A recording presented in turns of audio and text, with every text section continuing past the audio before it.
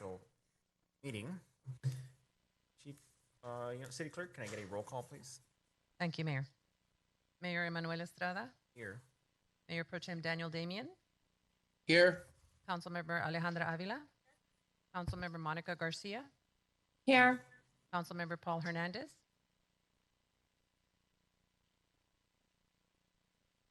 Councilmember Paul Hernandez. He's not present.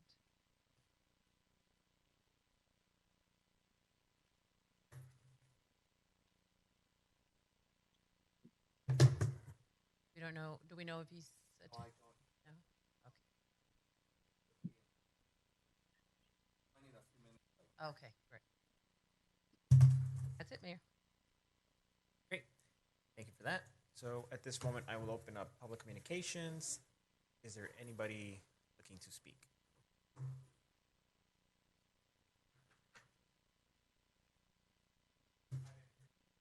No worries. Go ahead.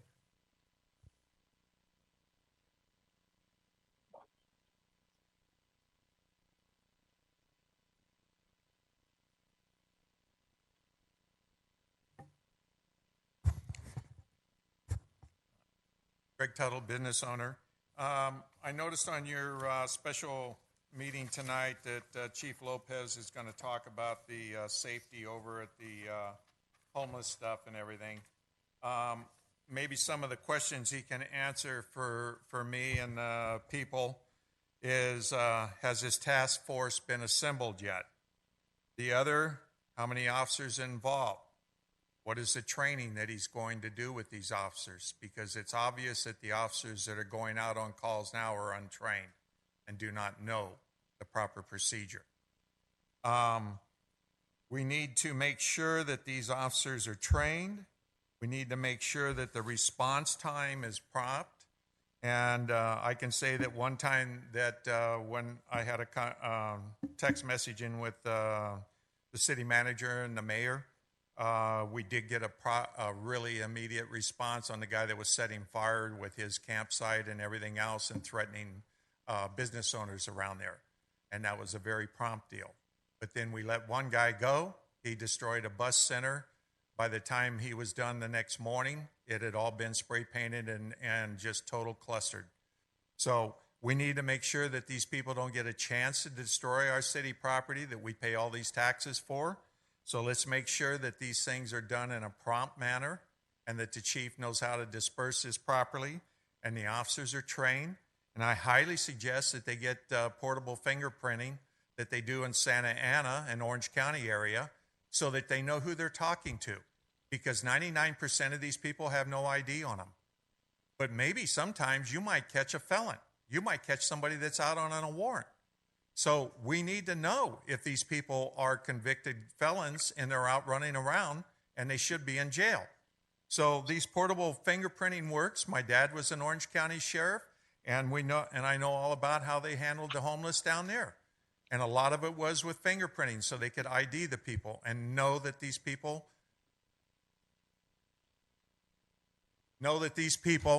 are either violent or they have a criminal history, and we need to deal with them. So we need to do these kind of things when we get done. And all this stuff of asking, well, when I have a crime and I'm reporting it and telling the chief, which he never gets back with anybody, but, well, who was the officer? Who was this? Well, you have video camera on the officers 24/7. Why don't you look it up? You know the time and date. But nobody does that. And does anybody contact us afterwards? Absolutely not. Thank you very much.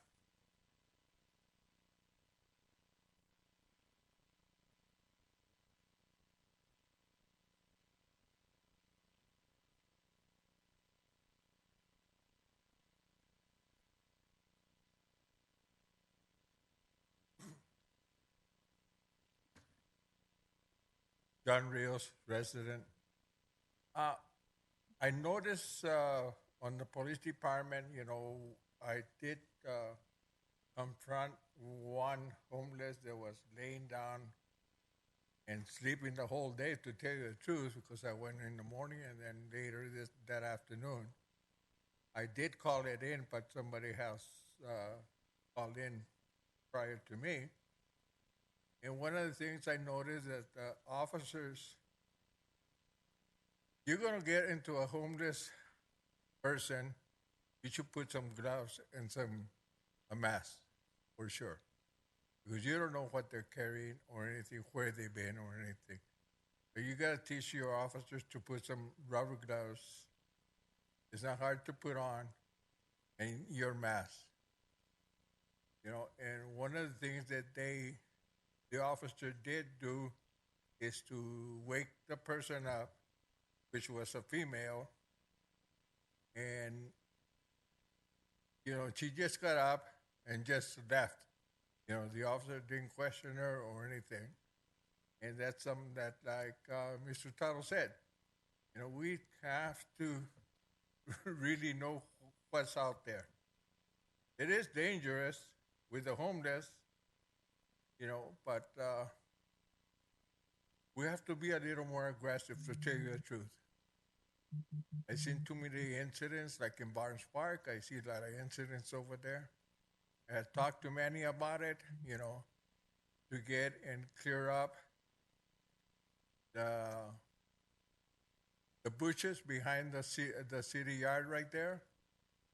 You have to get in contact with Caltrans, which is part of Caltrans right there. But I even talked to you, Mr. Lopez, Chief Lopez, and told him about that. But since somebody has to get involved with Caltrans and follow up on it, because it's like a jungle again over there. And a lot of the homeless, they go in there. They're not even homeless. They're dealing with drugs. They're dealing with different other things, which I don't want to mention it because there's ladies right here. But we have to be a little more aggressive. We cannot hold back no more. The homeless, they're getting very comfortable in the city unless we start pushing them back. We have to send them back to LA. Sorry to say, but LA is a total mess. Thank you.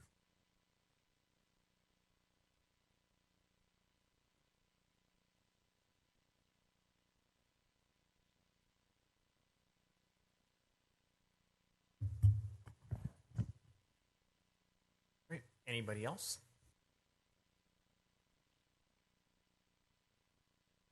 If not, I will close public communication and we will go ahead with our open session. And the first session is for the food and security application opportunity.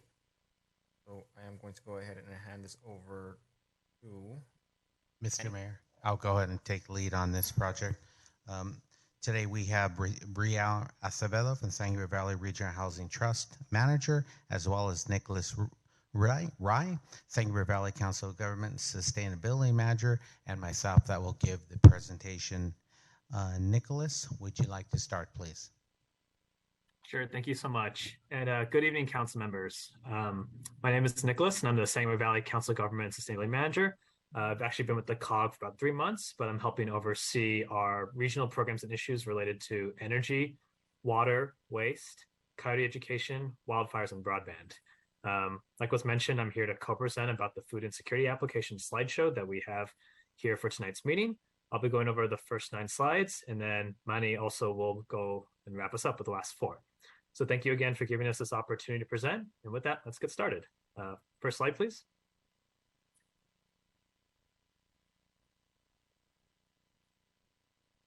Sorry, is the slideshow up? I actually realize I don't see it here. I'm sorry, we did not receive any PowerPoint for the slides. Oh, Let's see here. Let's see if Lulu could forward it to Mark. We have that slideshow. We can send it to you as needed. Thank you very much. Okay. Sorry, has the slideshow been sent already, or is that still uploading? If you could share your screen, Nicholas, that would be best. Okay. All right. Give me 1 second. All right. Let's see. Mark, are you going to put it up on the screen? No, Nicholas is going to share his screen. All right. Okay. give me 1 second. Apologies for that. Okay.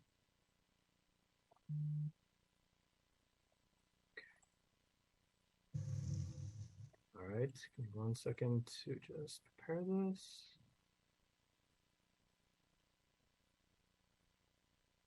All right, okay, can you guys see my screen?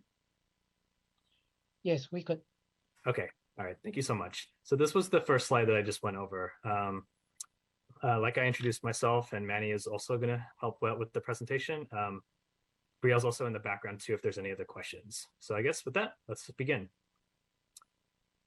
So for some background about this food insecurity funding opportunity, the reason the Sangre Valley Council of Governments decided to develop this application is twofold. First, food demand from our region's homelessness programs continues to grow, as well as the rising costs of food as an operating expense. Secondly, as you may be aware, local jurisdictions and food generating entities, which we also call FROs for short, these are your local grocery stores and restaurants, they have to comply with food recovery requirements outlined in the state's SB 1383 Climate Pollutant Reduction Bill. This bill aims to reduce organic waste disposal by 75% and to increase the rescue of 20% of currently disposed food by 2025. And I'll keep going on. And given both of these trends, the SGV COG has allocated $250,000 to support food insecurity efforts and to really expand our food recovery capacity in the region. We think this is a really unique opportunity to coordinate efforts of both food recovery compliance with the unmet food demand for our homeless programs. And when you think about it, this helps address both food insecurity in our homelessness community and also helps us with climate change mitigation efforts. In terms of the actual grant itself, the maximum amount an applicant can receive is up to $50,000. As you can see here, this grant is due, or this grant will be due, actually need to be used by June 15th.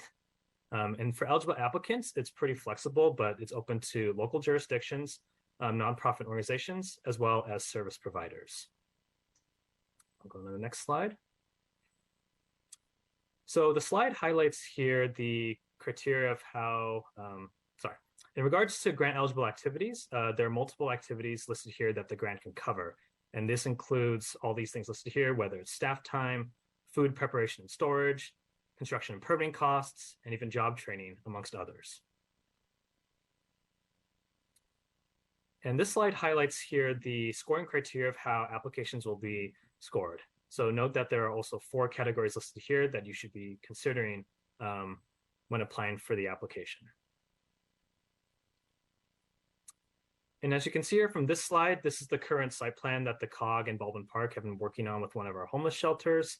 Essentially, this slide is helpful as a visual reference of what the future kitchen space will look like at one of these sites.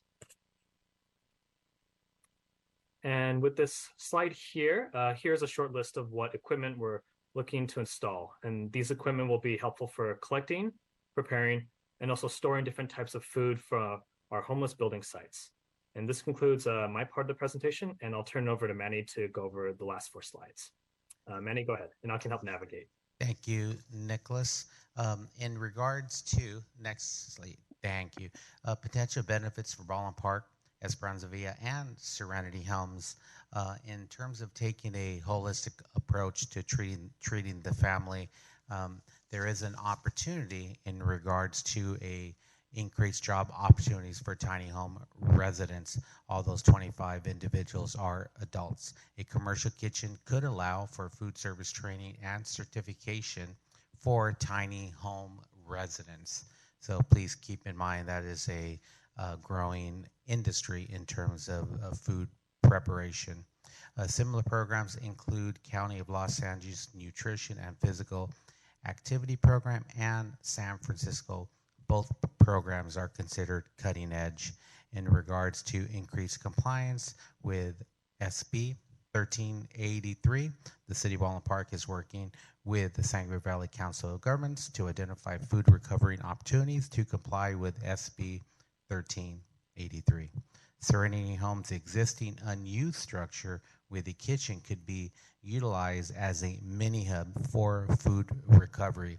And this program specifically would assist with the food preparation for Serenity Homes and Esperanza Villa.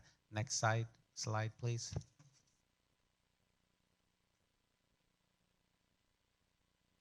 And potential benefits for Baldwin Park for both sites, Esperanza Villa and Serenity Homes. Reduction of ongoing operational costs related to food service. Food delivery at Esperanza Villa is $15 per person per day, equating to $136,875. It's approximately 17% of the total budget. Food delivery at Serenity Homes is slightly more, it's $180,000. Combined with the budget for food at Esperanza Villa and Serenity Homes, we are anticipated to expend a total of $316,875 in ongoing operational funding required for meals. Potential savings can enable the programs to run longer and reduce the funding required to bridge the gaps between county and LASHA funding. A commercial kitchen would enable the Serenity Home site to accept food donations to reduce the per meal cost to provide meal service to residents, which would result in an overall savings in regards to the food budget. Once capacity at Serenity Homes is reached, the site would potentially provide meals to Esperanza Villa and support reduced meal cost at both sites. So at this point, direction requested from the City Council. Authorize the Recreation Community Service Director to apply for San Gabriel Valley Council of Governments Food Insecurity Grant funding and develop a commercial kitchen at Serenity Homes if awarded. So once again, this is an application and we will be applying for the funding cycle. In addition, authorize the city to partner with the San Gabriel Valley Council of Government as a co-applicant for the Strategic Growth Council Regional Climate Collaborative, which is also known as RCC grant. The grant would support capacity building for sustainable housing initiatives, including tiny homes, food recovery. So just to recap, next steps: submit food insecurity grant application to San Gabriel Valley Council of Government, refine budget and scope for commercial kitchen at Serenity Homes, work with food waste generators to determine donation capacity, submit partner letter to RCC. And almost at the end, at this point, I'd like to also receive direction from City Council. IKEA donated $30,000 of beds, bedding, dressers, area rugs, storage, etc., valued at approximately $30,000. We are seeking council direction on naming the Serenity Homes Community Room the IKEA Community Room in recognition of their generous donation. If it's the City Council's will, staff will bring back a staff report to memorialize this recognition. This concludes staff's presentation. Thank you.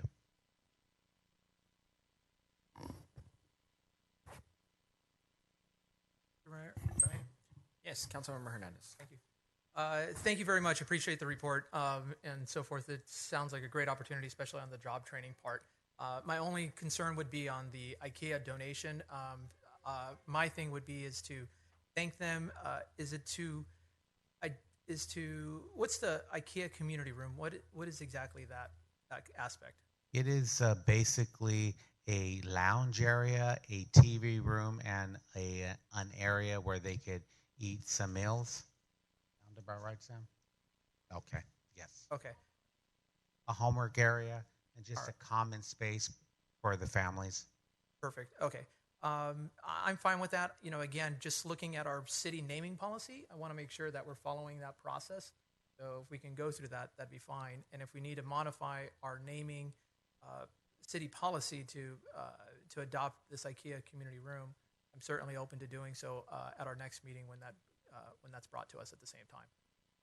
Because again, we have a city policy. I just wanted to make sure we're consistent with that practice. Yes, those are great comments. We would also like to honor the naming policy, so we just wanted to check in with the city council and maybe include some comments in council comments for the opening on Saturday that the council is considering after a formal vote to name the room after IKEA. Thank you.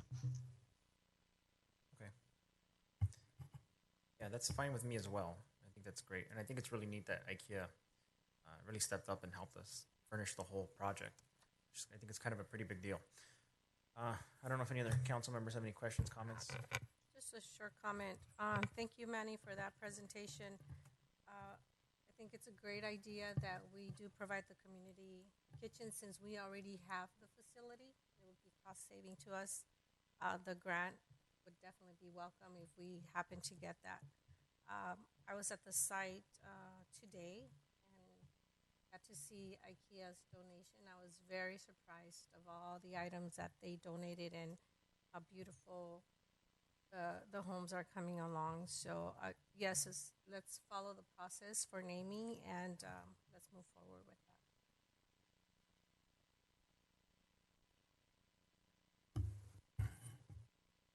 Great. Yes, go ahead, Councilor Hernandez. Thank you. Sorry about that. Manny, can I just ask, can you just provide us at the next meeting, just for receive and file, a report of how many folks have gone through our tiny homes and where we stand on that with the folks that we've assisted with that? A quick note and file report. I appreciate that. Yes, sir. Thank you. Great. Well, it looks like we are all in agreement to go ahead and move forward with the application and start the consideration process for the naming. Thank you. If that is all, then I believe we will move on to our next presentation. And that is Safekeeping Procedures for the Homeless Community, presented by Chief Lopez and Detective Wenner. Good evening. Oops.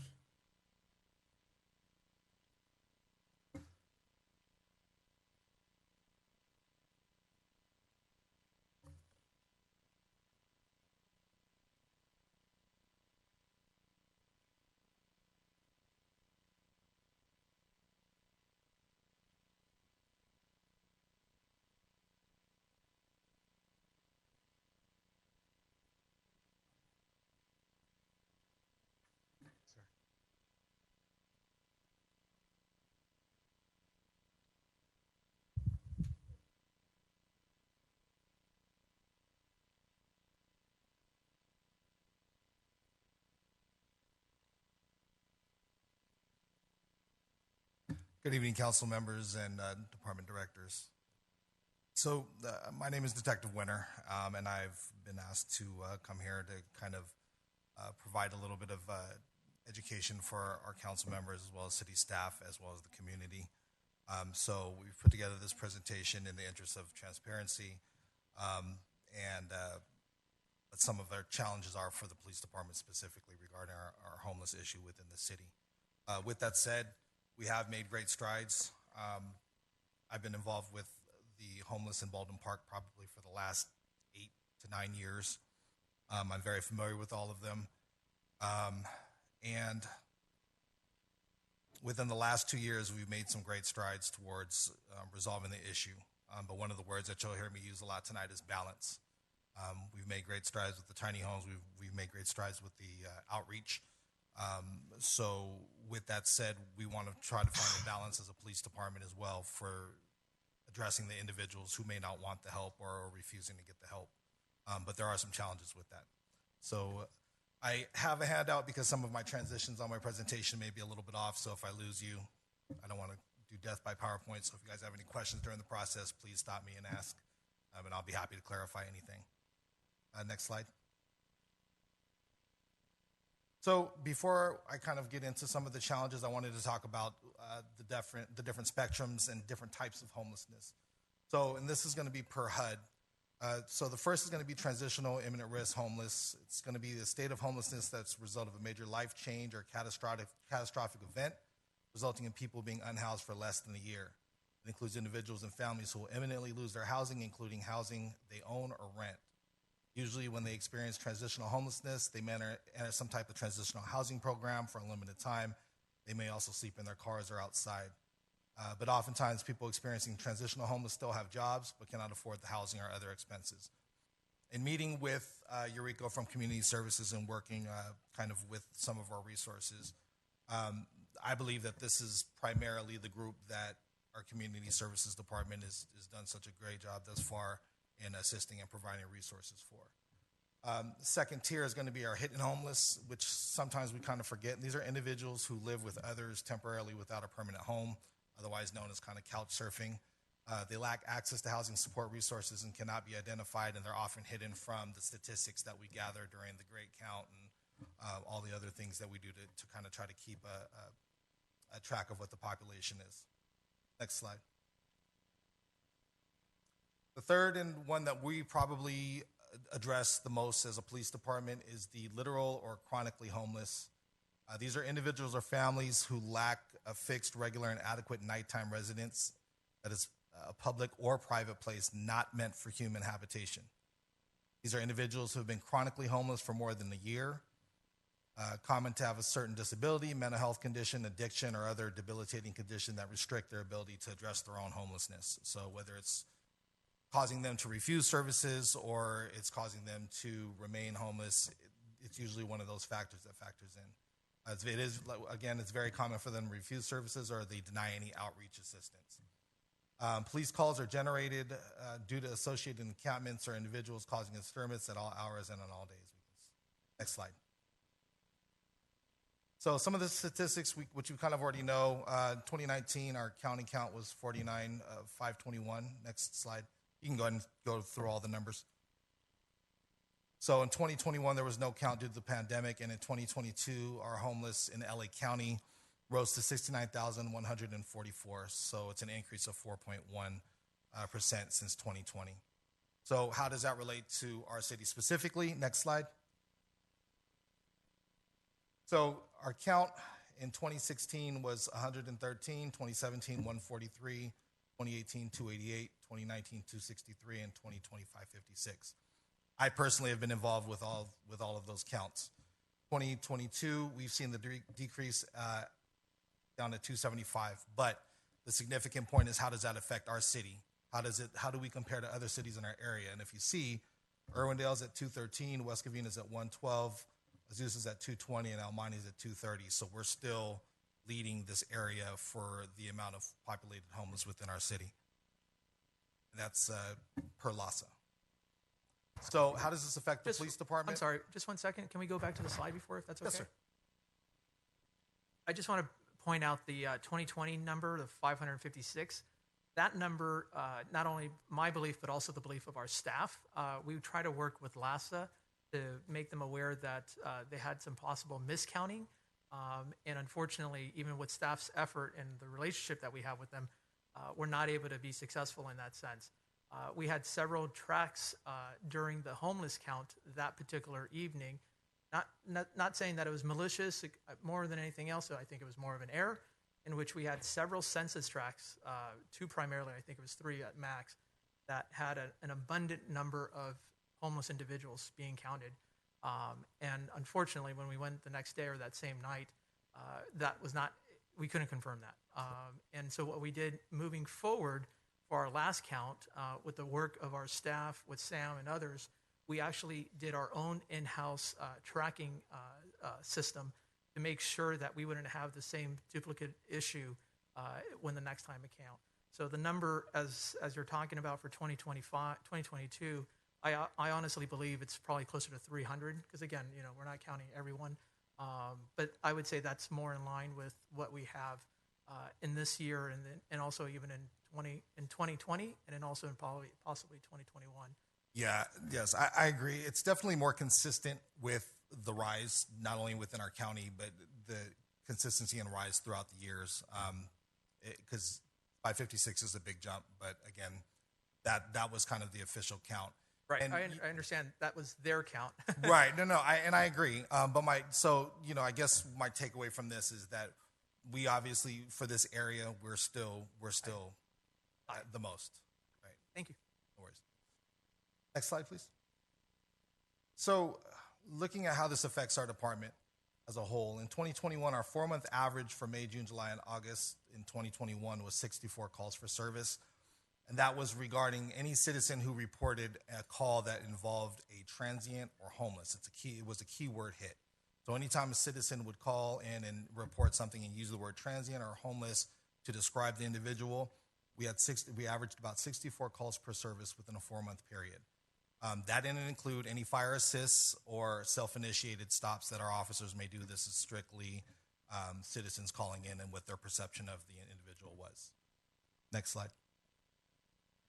So now our 4-month average: May 134, June 128, July 140, August 171. So now our 4-month average for this year is at 143. Again, a significant rise. And again, it doesn't include any self-initiated calls for service, which basically is when an officer is driving down the street, sees some type of violation being made, stops them, and that individual ends up being a transient or homeless. It doesn't include that. This is strictly what a public's perception and their call for service is. Next slide. So beginning August 24th, we designated an actual call code for service where the call is entered in as a transient causing a disturbance. So since August 24th, this past August 24th, less than a month, we've received 114 calls for service regarding a transient causing a disturbance. So we're doing better at keeping track of the calls, doing better at being able to keep the statistics on it by creating these call type codes. Next slide. So I wanted to kind of go over some of the causes of our transiency population specific to our city. So the first is going to be our local hospital and emergency rooms. And pretty much when a homeless individual is taken for any type of treatment or placed on a mental evaluation hold, they're brought to either our local emergency room within the city or an emergency room within the surrounding cities. And this is usually done by outside jurisdictions as well, surrounding cities, because we go to the first hospital that's available. Normally, what I've found in my experience in speaking with individuals who are homeless and where they've came from, a lot of them have just been released from the hospital. So when you're done getting treated, basically what's happening is they're being released into our city, whether they're local or whether they were brought in from another city. So that's one of the causes. Second is MetroLink. Again, speaking with individuals who I've contacted during my time on the street, a lot of individuals come in the MetroLink, as everyone knows, it runs from San Bernardino all the way down to downtown LA.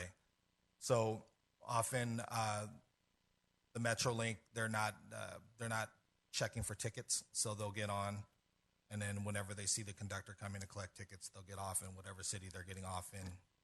That's where they get off. So that's been a little bit of a problem. Also, San Gabriel Riverbed and Santa Fe Dam.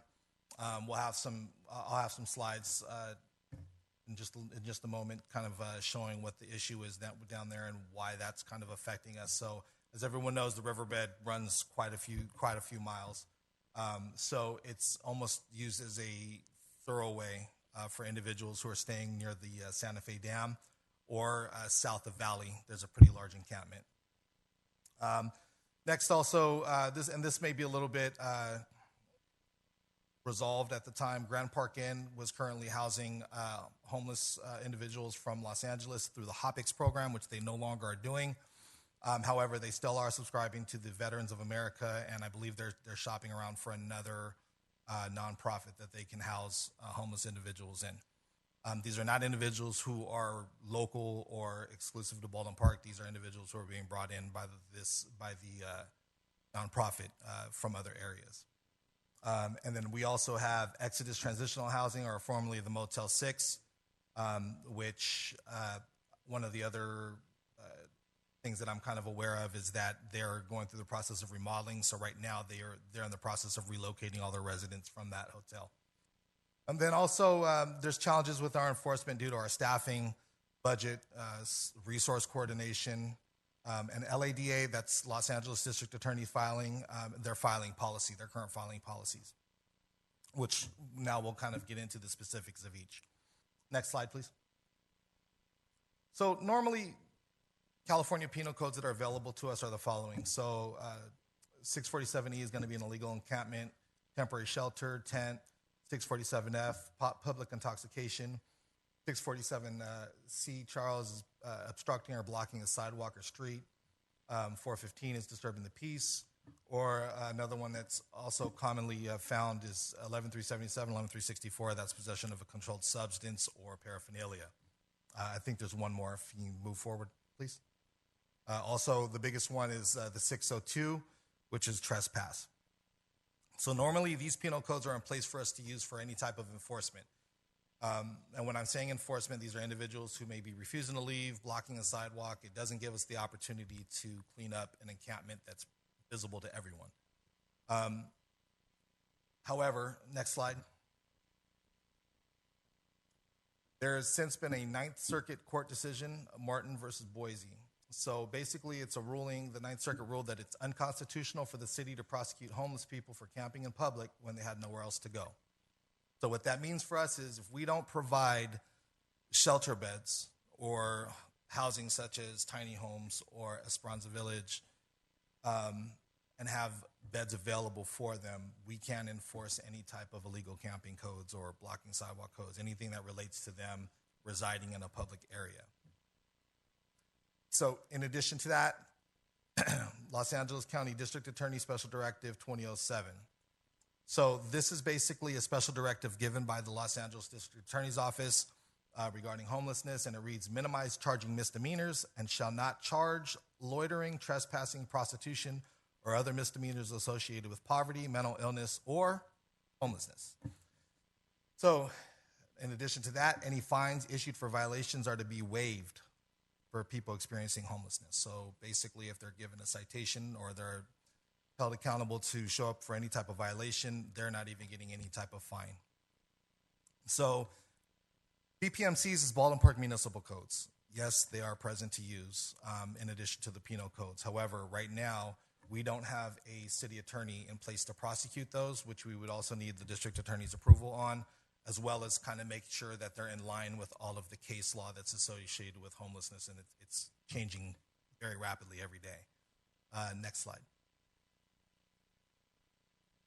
So some other issues that we face, individuals often possess some form of medical condition that requires a medical clearance to be completed prior to booking. So what that means is every time we arrest an individual, if we're enforcing and we arrest an individual, it's going to take the officer anywhere between 1 to 8 hours to take them to the hospital, get them medically cleared. What that means for police is that it diminishes our staffing while that officer is with that individual getting them cleared. Also, we respond all hours of the day, including evenings and weekends, when normally public works for any type of encampment cleanup, our newly acquired Lacata to provide any outreach assistance, community enhancement, or any private property abatement, or if needed, community services may not or are not open and available to us. So a lot of times, basically what that means is when we go out, it's after business hours or on weekends, and we're unable to address any type of issues regarding encampments or any violations. Also, right now, there's no storage designated for any of the property of value within an encampment or a carrier containing any property. And when I say carrier, we're talking about strollers, shopping carts, or wagons that's used to store the individual's property, as well as there's no person assigned right now to release the property back to the individual. So looking at something like the city of Pomona and the lawsuit that they faced, a lot of it was due to discarding a lot of the property from homeless individuals, and it opened up the city to a little bit of liability. So right now we don't have that in place. Next slide. So I just wanted to kind of show you how this plays out with us. So this is a real life example. This is a case study, and I'm going to refer to him as Subject X, who is frequenting the area of Morgan Park as well as Bank of the West right across the street. We received approximately 34 calls for service within the last year to this specific individual at the Bank of the West only. Each of these calls at this location took approximately 30 minutes for the officers, which equaled about 1,020 minutes or over 17 hours of time. So that's inclusive of us either contacting the individual and advising him or citing him, as well as possibly having to check the area if he did leave. Also response time, and also contacting the reporting party to get the information from them. So we've also received numerous calls for service at Morgan Park. However, we were unable to kind of narrow that down because we received several calls at Morgan Park regarding transients. But this specific individual frequented Bank of the West and Morgan Park. So within the last 5 months, the subject was arrested 4 times at Morgan Park, twice for public intoxication and twice for indecent exposure. What was the result? Next slide. The cases were submitted to the District Attorney's Office for filing per the Los Angeles County District Attorney's Office, and this is what we received verbatim. The charges are declined in the interest of justice pursuant to LADA Special Directive 2007, which is what we just read. So as a result, subject was released without penalty, fine, or even directed or required treatment. So what that means is normally some courts will issue somebody experiencing homelessness or mental health conditions to receive treatment in lieu of punishment or fines. So, but none of the above was given to this individual. Next slide. So now I'd like to kind of go over some of the types of encampments and some of the challenges that are presented with each of the encampments, okay? This is not something, I'm not quite sure if anyone is familiar with this. I know the mayor and Councilwoman Avila have taken the time to ride with us and kind of get a feel of what the encampments are doing right now. But this is currently one to the rear of the 1400 block of Virginia Avenue. So this, on the left side, you'll see the 10 freeway, and on the right side will be the rear of the businesses, 1400 block of Virginia Avenue. Next slide. So this is basically considered on public property. This encampment here is one that's located near the intersection of Dalewood Avenue and Puente Avenue, kind of on the side of Jack in a Box and along Puente Avenue. Next slide. So some of the challenges that present themselves with these type of encampments, they're often located on multiple jurisdictions. For example, Caltrans or CHP, there's Metrolink. Encampments are also located on Edison's property and then also on county property. So Caltrans will normally use CHP. Metrolink, I believe they use Los Angeles Sheriff's Department for their enforcement, and Edison has their own security team to provide outreach. All have their own protocols regarding outreach and requirements and the time frame for cleanup. So even though it's located in our city, possibly visible to our public, if it's not in our area, our service area, which we'll kind of go over in a minute as well, we're waiting on one of these entities to follow their own protocols and to get it done within their scheduled time. And a lot of these encampments are primarily only accessible by foot. The last one that we saw to the rear of Virginia, you have to access it by going through the Metrolink tunnel on foot, which is out of public view. It can present an issue of officer safety due to the accessibility. But as also a note, this is the encampment that's primarily responsible for our loitering transients in the area of Food for Less and Target, which kind of shows that when we don't address the encampments, it becomes a quality of life issue that we want to address. Next slide. So this was a good thing to add. It was requested that we add what were our prior protocols for encampment abatement. So basically it was simple. We would respond out to an encampment on public property only, and city yard would respond for immediate cleanup and the disposal of items. If it was initiated by the city yard, they would post a 3-day notice letting them know that the items were going to be discarded. And any salvageable items that weren't infested, soiled, and did not present a health risk were stored in a gated lot at the intersection of Walnut and Olive Street. Problem with that was the lot continued getting burglarized, and the chain link fence was cut. Items being stored there was taken by whether it was the same transient or another transient, we don't know, but it didn't solve the problem. And just as a note as well, the encampment has to be located on city maintained property. Again, there's Edison, there's county, there's Metrolink, and there's also Caltrans areas as well.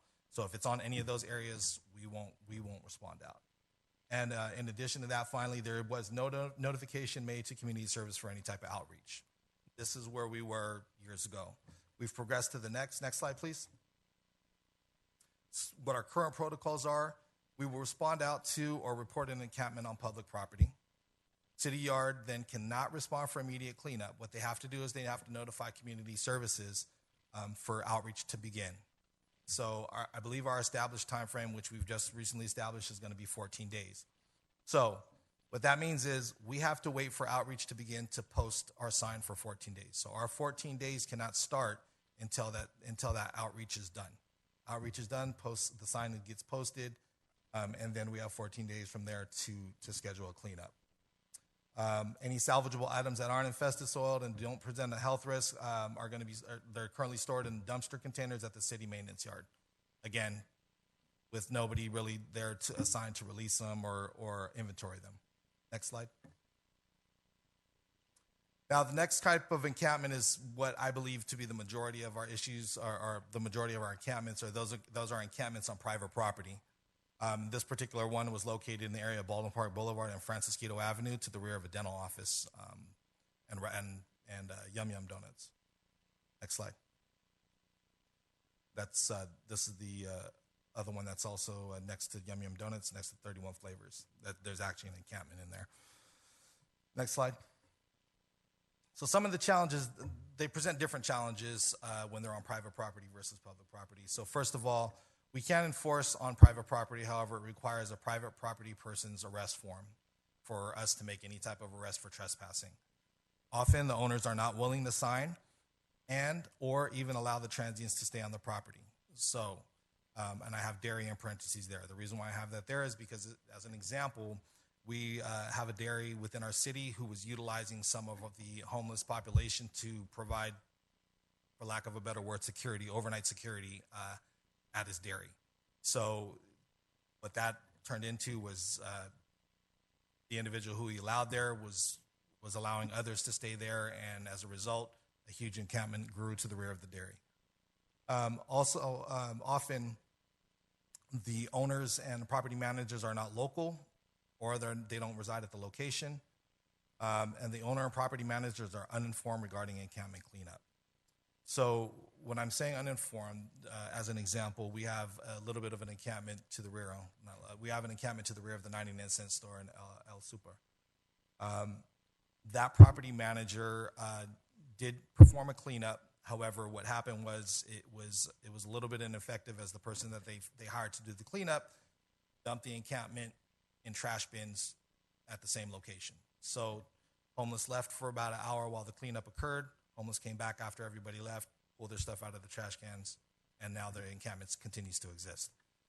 So, and finally, there's a process for community enhancement to address encampment is often at length and different from the process required by law enforcement. So what that pretty much means is that community enhancement has their own way of dealing with property managers and property owners who aren't addressing it. However, the time frame on that can sometimes be extensive.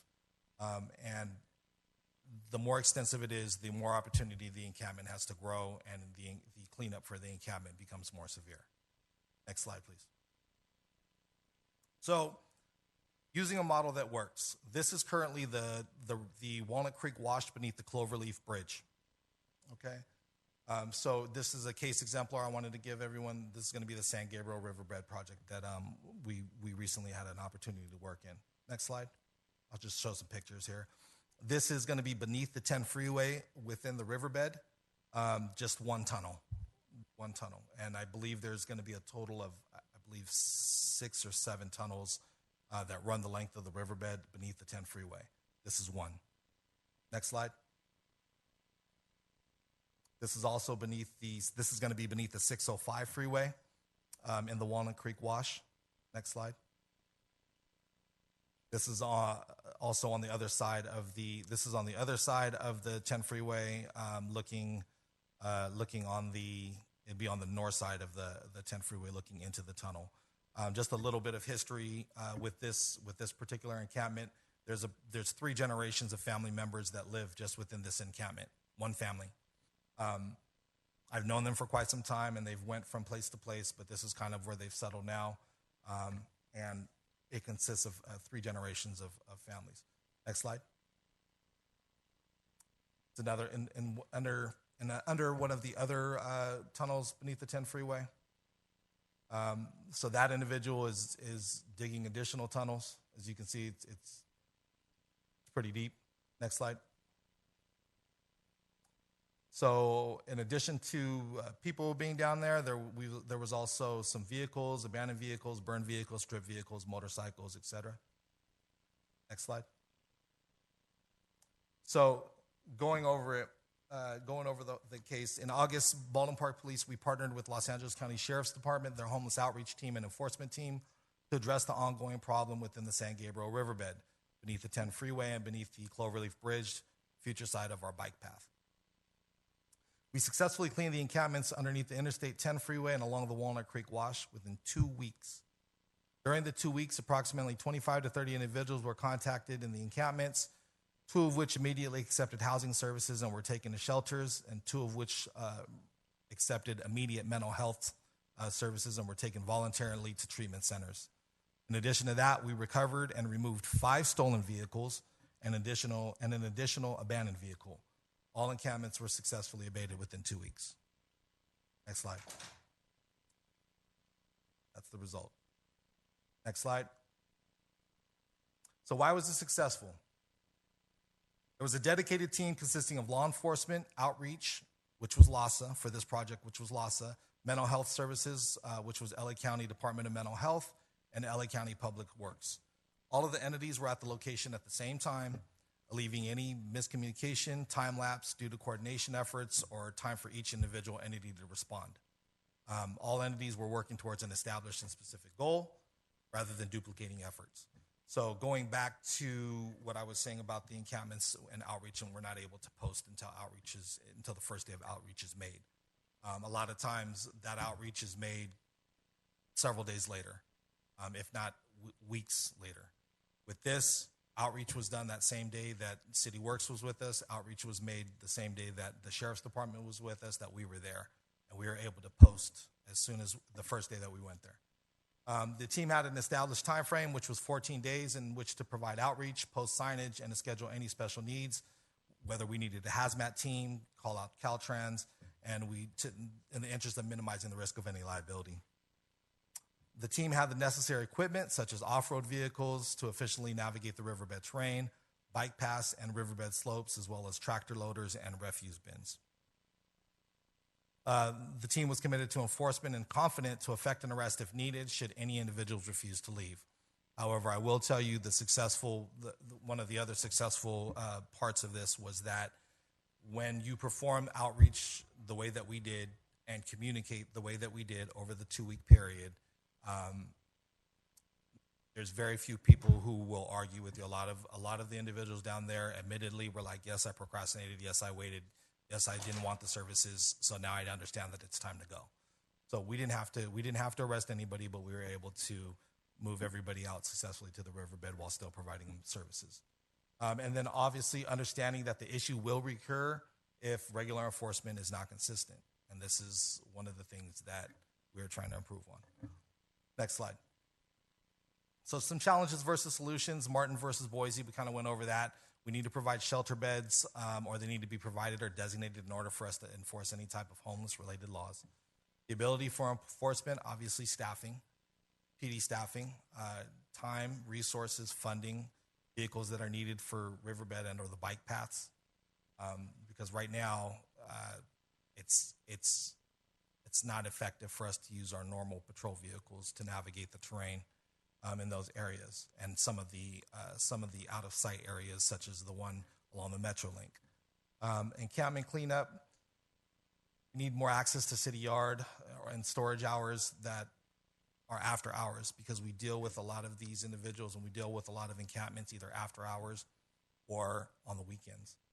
And limitation of host funds. So one of the questions that we always get is, well, why don't we just use the host funds, which is the outreach services team funds provided by the county? Well, unfortunately, those host funds can only be used for outreach. So if there's an individual that we need to address by utilizing enforcement, we cannot use those funds to do that. So as a solution, request that our city grant writer locate grants related to homelessness, and I have in parentheses Anaheim PD. Anaheim PD currently has a homeless team consisting of 2 officers and a sergeant that are solely funded by a grant. That was it for 2 years.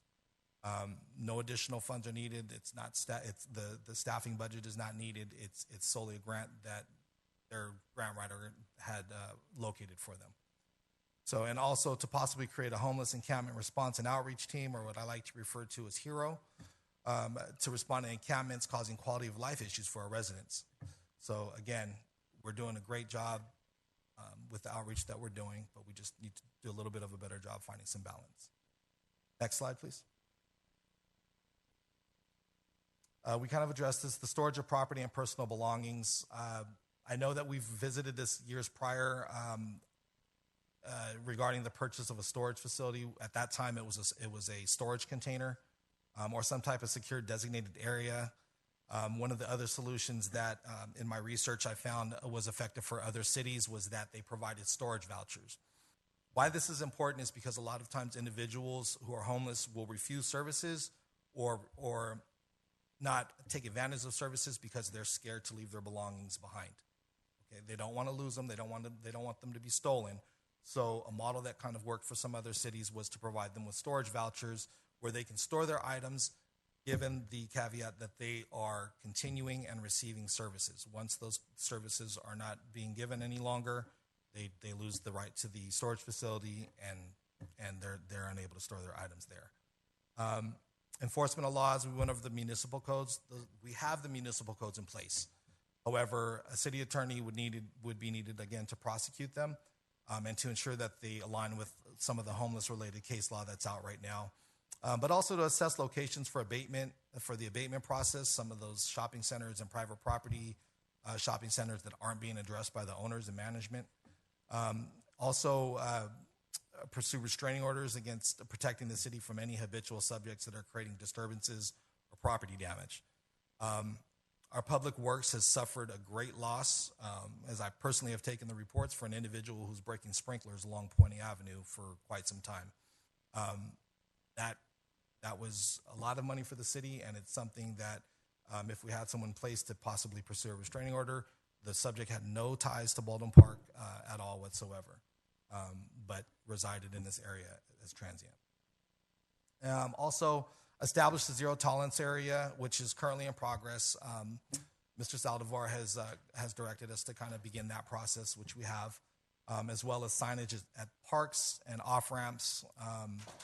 So some of our parks lack some of the signage advising them of the municipal codes that are in place regarding being in the park after 10 or using the park as intended. And then also, last, addressing the public perception and business needs. Posting visible signs at encampments showing the problem areas are being addressed. We recently worked together on an encampment, pretty large encampment on Ramona Boulevard, just east of Pointe Avenue.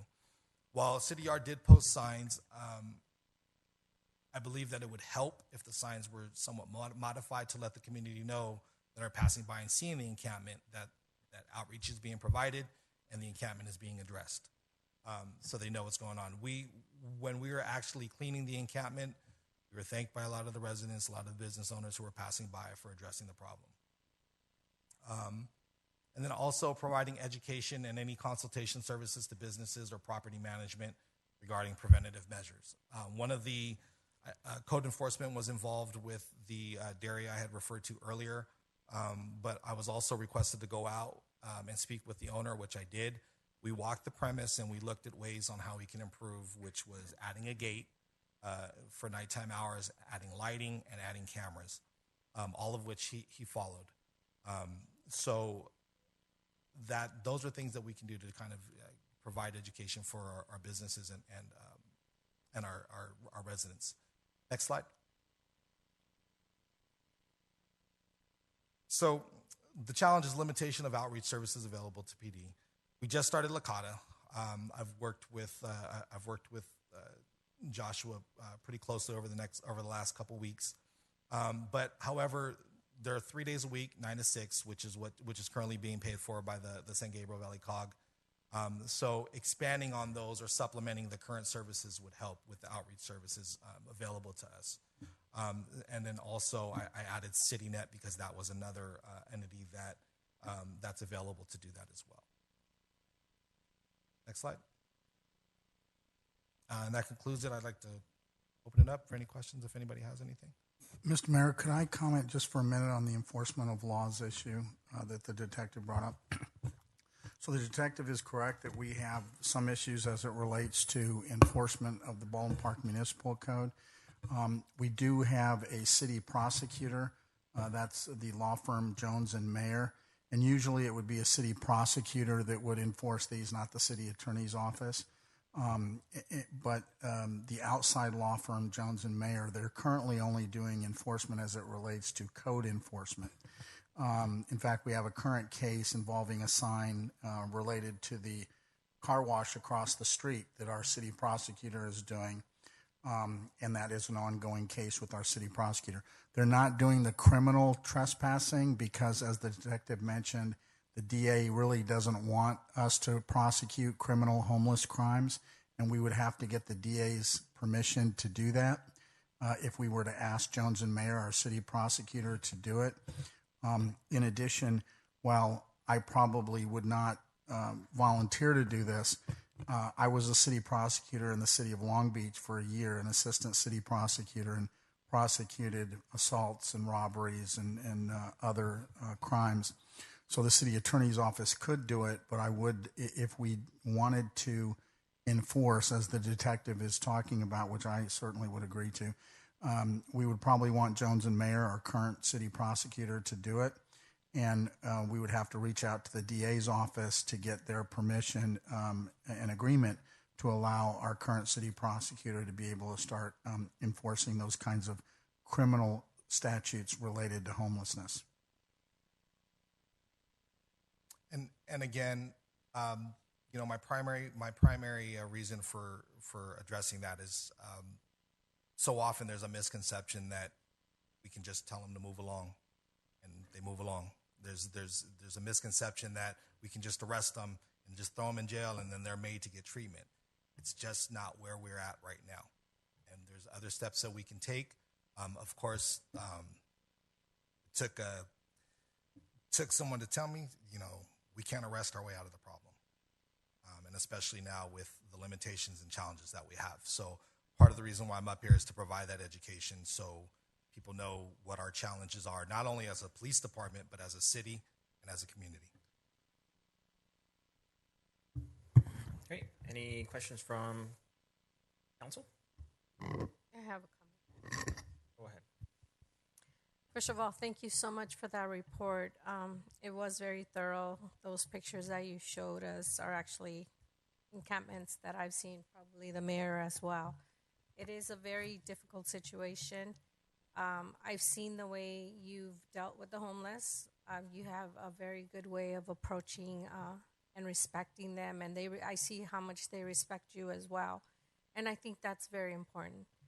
The way our officers approach the homeless has a lot to do with how they will respond. And training for our officers is definitely important. So to know how to address it, because if they have mental illness or what have you, they need to be approached in a different way so that the officers are safe and they know what they're dealing with. This is a difficult situation, not just for the city, but for the whole country at this time. Everybody's facing a lot of homelessness. And it is important that we pay attention to all the laws that are in place to protect them and everything that we need to do in order for it to be successful. We need to follow the law, and we need to make sure that we have a place for them when we're moving them, or like you did that cleanup. How long did it take, by the way, to do that cleanup under the bridges? You said 2 weeks, but to get that team together, how long did that take? That was actually pretty quick. The team. The team was already put together by Los Angeles County Sheriffs. I was invited to participate, which at the direction of my chief, I accepted, so we can kind of see why they've been so successful with their encampment cleanups, and especially one as large as that, and especially knowing that our council has an interest in get cleaned up in preparation for the bike path. I know the last time I went on one of those outreach, there was already notifications that were given to the people living under the bridge. Right. They were given notice. But you did say we need to have regular enforcement so that it doesn't get to that point. And by regular enforcement, what do you mean exactly? So at least having a dedicated officer who can address, like I had said as well, a lot of times when we're dealing with homeless individuals, there's other things that go into it, such as medical clearances and whatnot. It's just something out of a lot of our patrol officers right now don't have the time to do because of our calls for service. So at the least, the resources available to us for that officer who could be dedicated to addressing the homeless issues, but giving them the resources as well as creating that position for an officer to be able to primarily focus on that and coordinate efforts for that. It doesn't necessarily need to be done by that officer, but at least for that officer to be dedicated to addressing those issues. Okay, and then Robert mentioned that Jones and Meyer is the city prosecutor, and if we had him start to work these cases, for example, the gentleman that was breaking all the sprinklers, it's probably a question for you, Robert. What would first we need the DA's approval for him to do that, and what would be the next steps to prosecute individuals like that are constantly doing things like this gentleman was? So yes, we'd get the district attorney's approval to prosecute those kinds of homelessness crimes. Then after a police report or incident report was made, it would be presented to the city prosecutor, and he or she would decide. And they're independent. I mean, they're independent of us. They have to make their own legal determination about whether or not they're going to prosecute the case or not, just like a district attorney would. Unlike the district attorney that does not want to enforce these kinds of crimes, our city prosecutor would enforce these kinds of crimes if he determined that there was a crime that was committed. But you say the DA has to approve of him doing this. Yes. And what are the steps for that? Well, we need to reach out to the district attorney with a letter identifying who our city prosecutor is, identifying the qualifications. Our city prosecutor, Jones and Mayer, is city prosecutor for many of the surrounding cities. I believe West Covina and some of the other ones. So I don't think we would have any trouble getting the city prosecutor approved. I think the only potential issue would be whether or not they would approve us charging homelessness crimes, because as you saw, city prosecutor would enforce municipal code.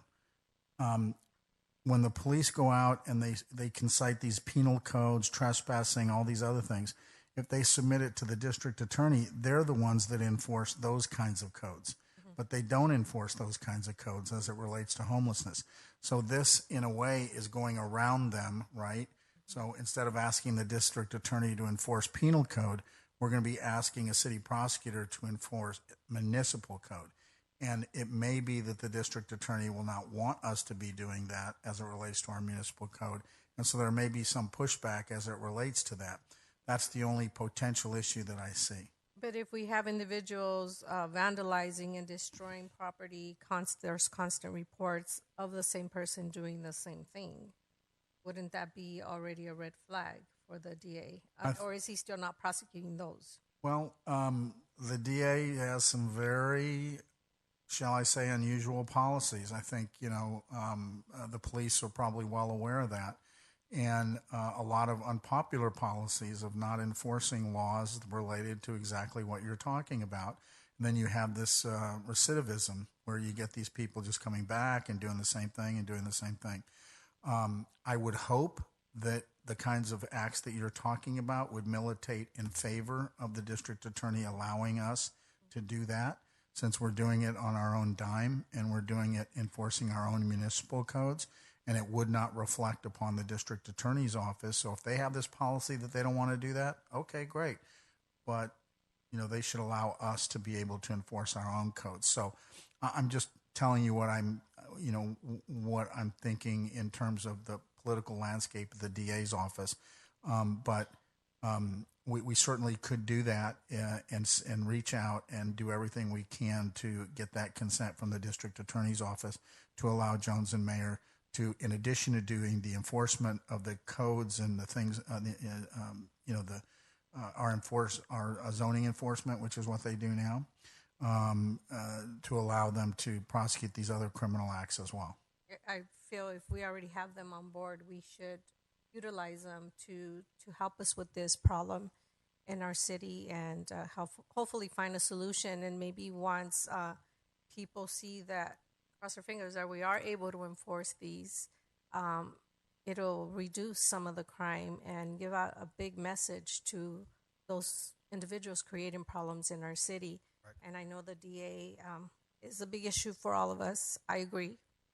Not my favorite topic here. But we need to do something as a city. And if we have Jones Meyer already as our prosecutor, let's work with him to see how much more we can do with his help. The other thing I was going to say, Councilmember Avila, that we can quickly check without expending any money is whether any other city in the San Gabriel Valley or anywhere in LA County, has requested such a waiver from the district attorney. Because if they have granted it to another city, then we can definitely utilize the same pathway. I agree, Enrique, and I think that we'll look into that and make sure for the next council meeting we'll be able to give you a report on that. Lastly, well, the one I will mention is part of the problem that we have with our city prosecutor is that they will charge the case, they present the case at the West Covina courthouse, and then the person that's charged doesn't show up. Then there's a warrant issued for their arrest. And, that would take police resources to go out and serve those warrants. In this case, with the homeless, it'll be even more problematic because they may not be able to find that homeless person again right away. And in all likelihood, the homeless person is not going to show up to court. So there are these other kinds of obstacles as well, even if the DA allowed the city prosecutor to do it.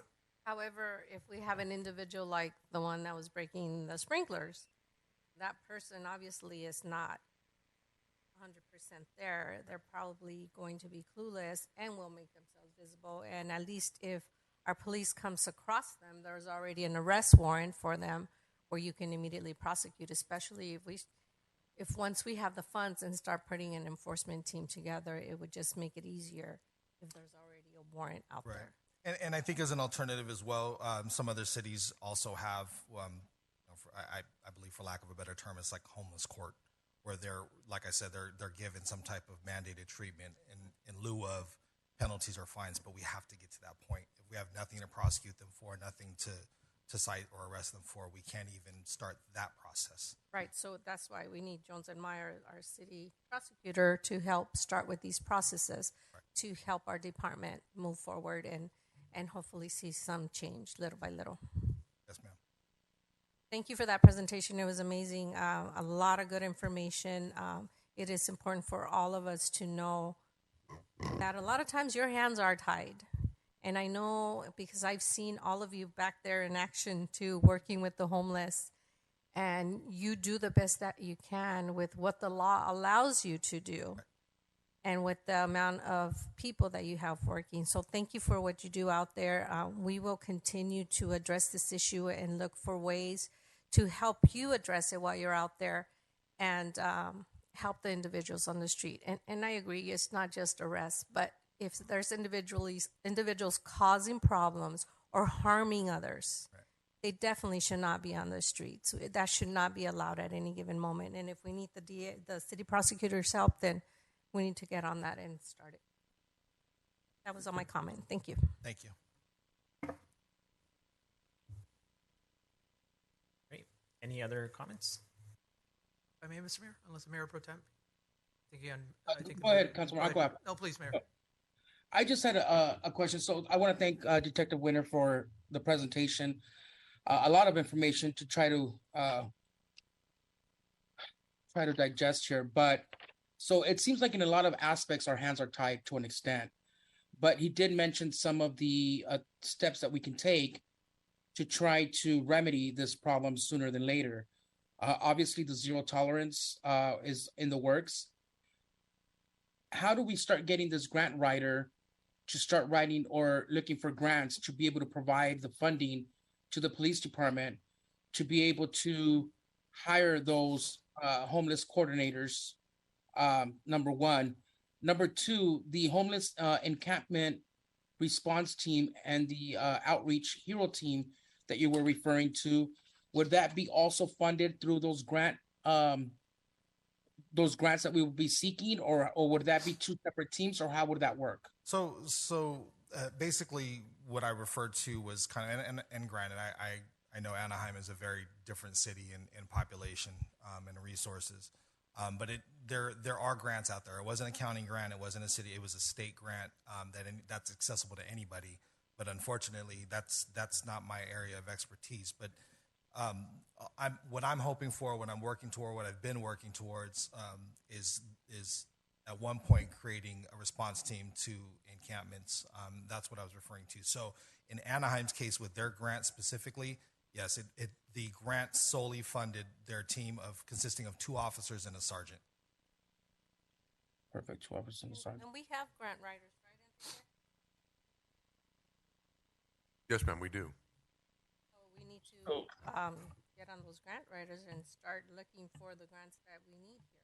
And I think the biggest difference when I kind of looked into it, and again, I understand it's apples and oranges. However, their advantage in this situation was that their grant writer was specifically used for PD for their police department versus I believe ours is used citywide. Well, let's see what type of expertise they have. If not, we need to find one that's specific to PD and to this type of grants. So they're out there. If they found one, we should be able to find one as well. Absolutely. Yeah, I agree. I think that if the grant writers that we currently have within the city are not specialized in PD grants, then maybe we should look or seek out a grant writer specifically for PD so that we can get this team or this task force up and running, because there's a lot of work for us to do. And I would honestly love to see this move a lot faster. So sooner rather than later, because as you can see, this is a big issue that we're having around the entire community. And I know that with the DA that we have, it's not really helping us much, but we need to figure out ways and solutions for us to be able to do that proper outreach and see if they need or they want to accept the services and put them in those services. And if not, figure out what are we going to do with them? Where can we place them? What can we do to get them off the streets? My biggest concern with some of these chronically ill homeless people is the fact that some of these people are jeopardizing our community's public safety. And that is a big concern. So we need to figure out a way how we're going to, if we have to give direction as a council, or what the next steps are going to be so that we can start addressing these issues sooner rather than later. Thank you. Mayor, Yes, I want go to ahead. chime in and just say that where we do have controls, we should consider and use them. And I've mentioned background checks, and I know it hasn't been popular among the, homeless services groups and even this council. But the reason why I've mentioned it time and again is because that's where we have some control. And what is happening is because, I understand having the no barriers, and making it as accessible for our homeless population as possible. And all of that is wonderful. It's great. It's good.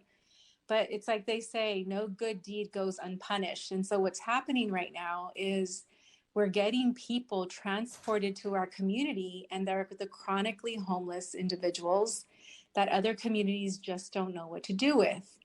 And, then we're experiencing an increase. I've seen individuals out in our community I've never seen. I would be curious to know the incident yesterday with the 38 and the 70-year-old homeless individuals, how long they've been here in Baldwin Park.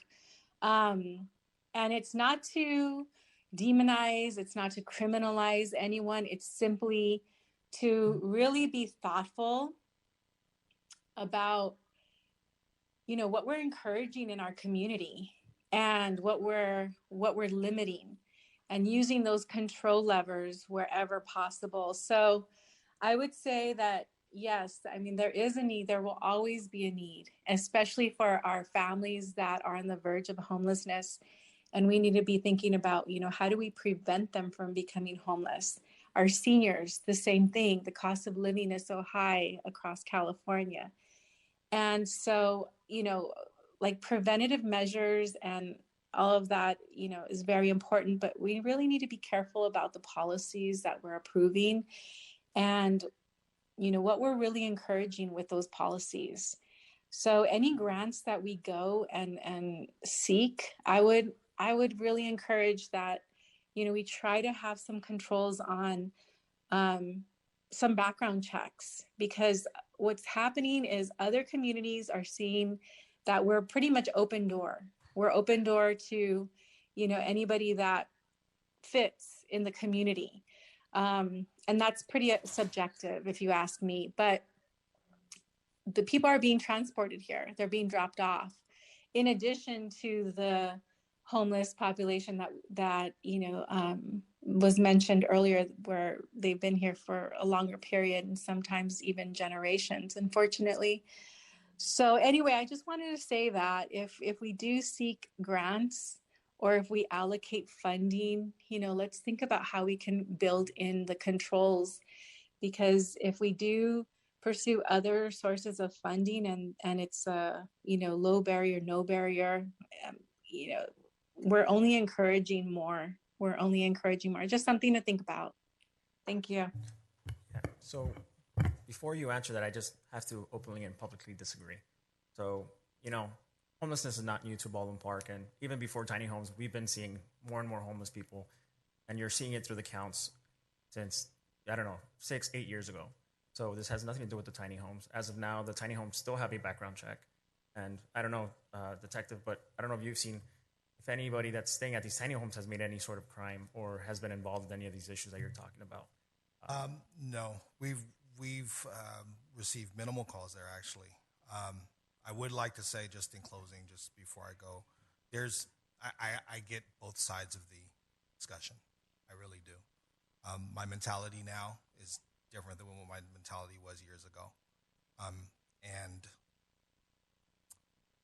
our chief helped me kind of grow into that and know that, like I said, there's a place for everything, including tiny homes, including enforcement, including outreach. There's a need for all of it. There's not one answer to this issue. There's so many moving parts. There's so many solutions and that are involved, because there's so many variants of and levels of homelessness. So there's a need for all of it.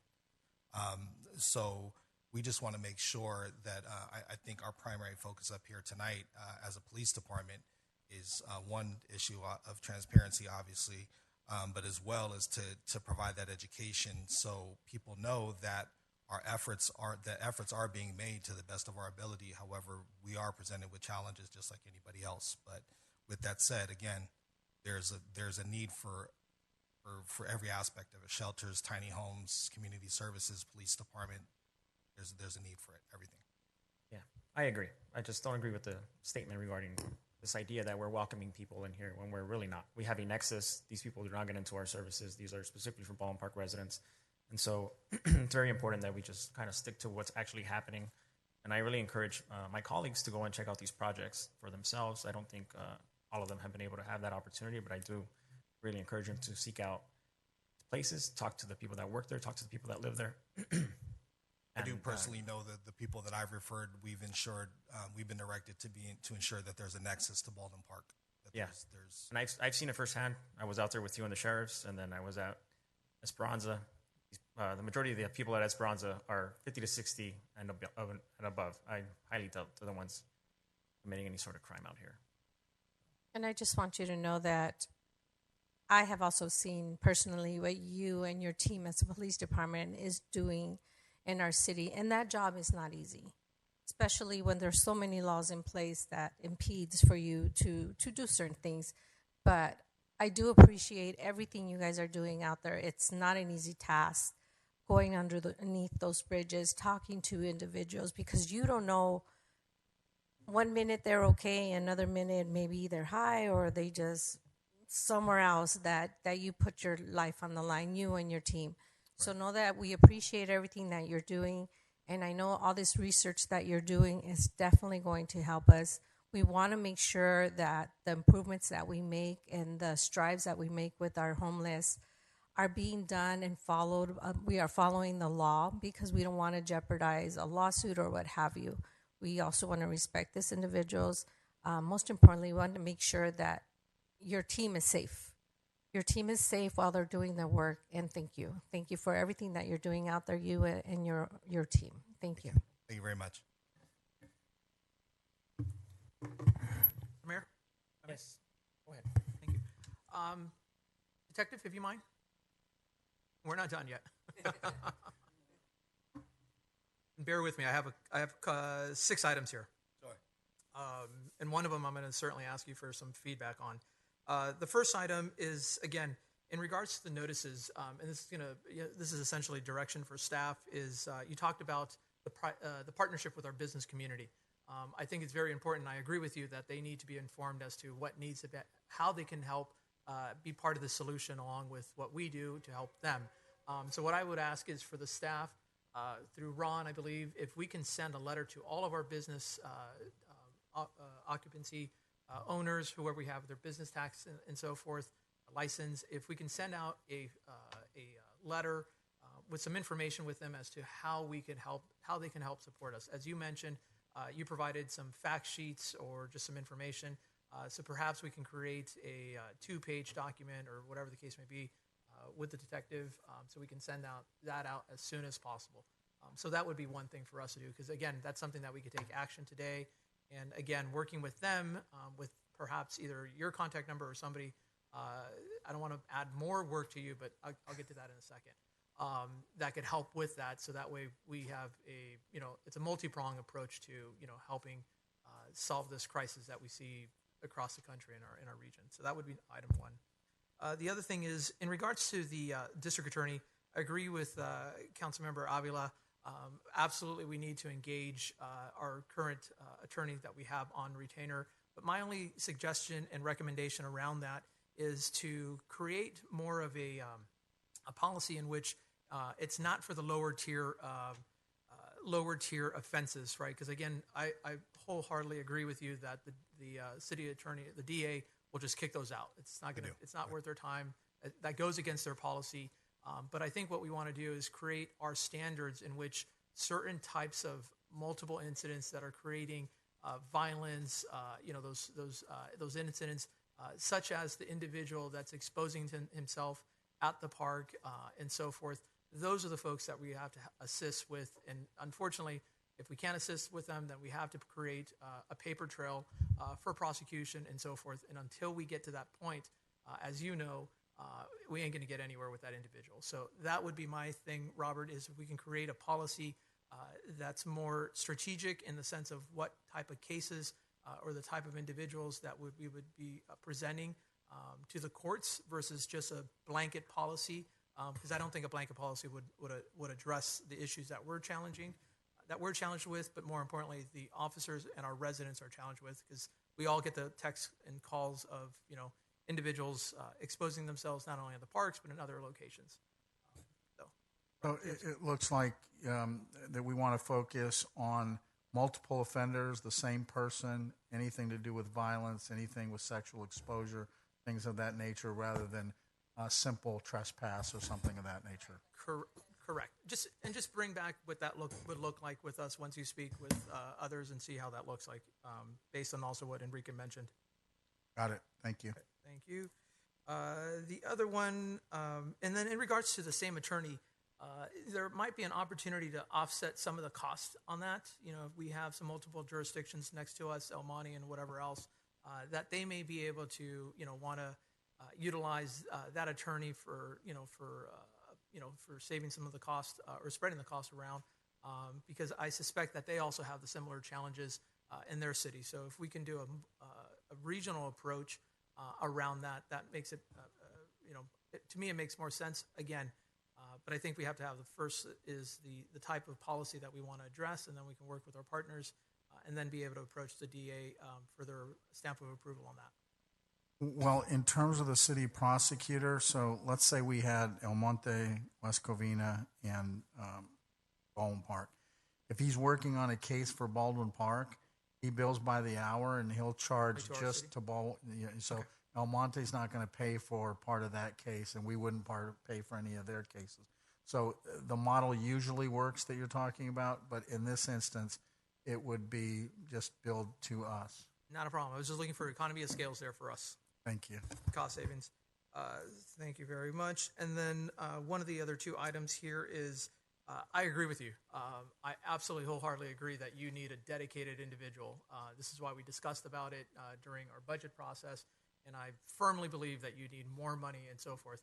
As my council members mentioned, that we need to assign, a grant writer. I know a couple people, so Chief, I can share those resources with you. But my gut feeling is on that is we're not going to see any type of money for 8 to 12 months on that. That's just a realistic things because of grant cycles and so forth. So in the interim, what I would suggest for our council is if we believe in what we're talking about is to help create a pilot program. So in 2 weeks, if you can provide to us what a cost estimate would be to have a dedicated officer for us to look at funding in the short term through perhaps maybe our through our savings, our reserves, because we have over $12 million. And this is something that is well worth pulling money out of our reserves to help offset some dedicated time, whether it's for someone individual full time or for overtime expenses. But again, my only concern with the overtime is we already have officers, doing their normal beat, and to ask them to come in on a day off or extend their time just puts more burden on the officers themselves. So I don't necessarily see as that being the solution versus more of a dedicated individual. And then in the interim, I would highly recommend also to reach out to LAPD. I think they have the SMART team. They have an encampment response outreach team that they work with the county, and we can certainly connect you with them because we did some work with them about 3.5 years, and that was a nationwide cutting edge program.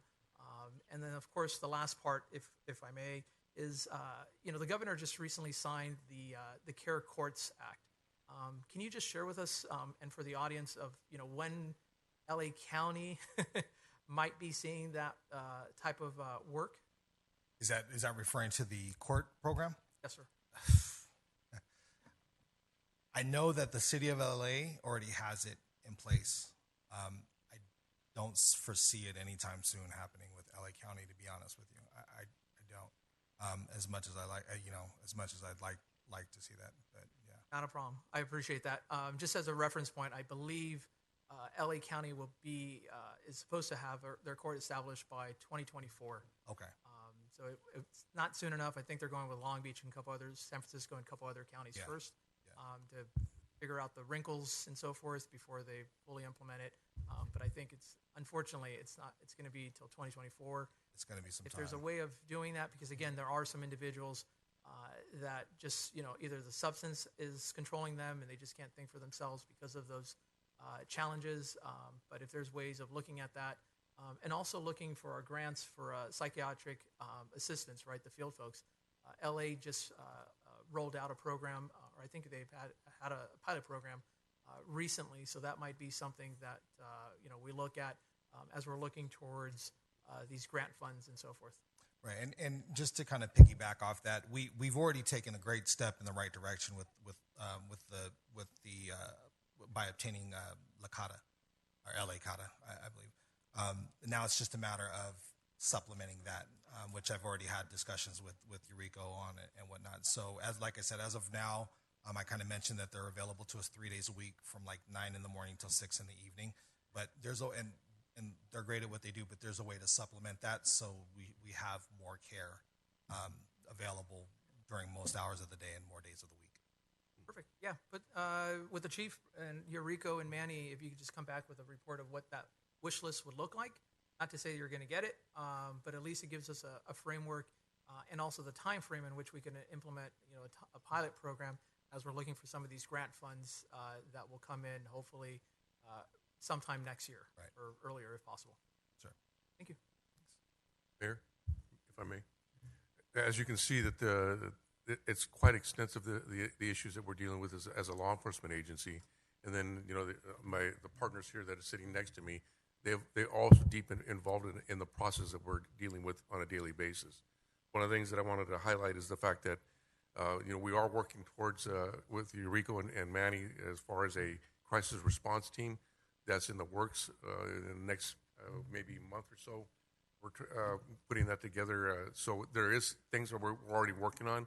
It's just that I wanted to educate the council as well as our residents as to how much it takes for us to be involved in the process and the amount of time for a patrol officer.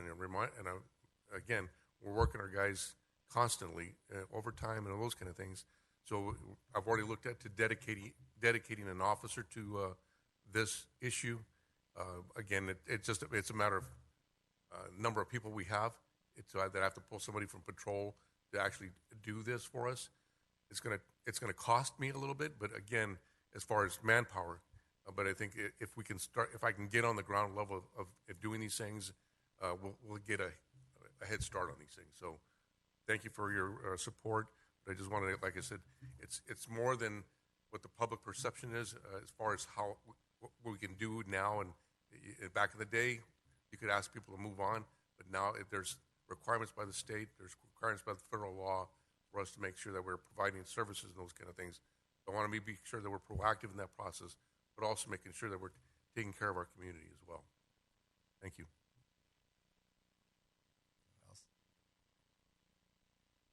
Thank you.